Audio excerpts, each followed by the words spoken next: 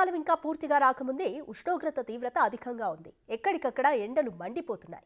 పగటి ఉష్ణోగ్రతలు పెరుగుతున్నాయి. ప్రస్తుతం 32 నుంచి 37 డిగ్రీల మధ్యన పగటి ఉష్ణోగ్రతలు నమోదవుతున్నట్లు వాతావరణ శాఖ తెలిపింది. రాబోయే రోజుల్లో ఉష్ణోగ్రతలు భారీగా పెరిగే అవకాశం ఉందని వెల్లడించింది.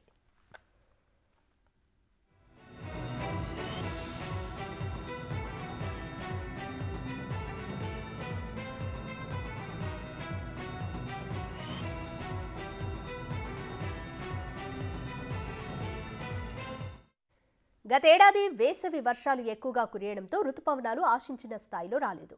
ఈ నేపథ్యంలో ఈ సంవత్సరం చాలా తక్కువగా వేసవి వర్షాలు కురుస్తాయని, వేడిగాలులు చాలా ఎక్కువగా ఉంటాయని వాతావరణ శాఖ తెలిపింది.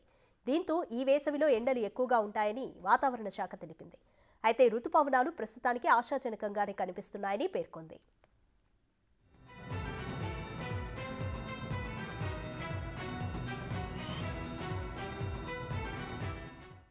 ప్రజలు జాగ్రత్తగా ఉండాలని సూచిస్తున్నారు డాక్టర్లు.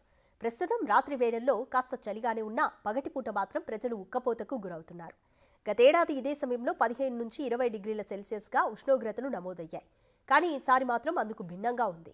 ఎండాకాలం ప్రారంభంలోనే ఇంత ఉష్ణోగ్రతలు నమోదవుతుంటే ఏప్రిల్, మే నెలల్లో ఎండలు మండిపోయే అవకాశం ఉంది.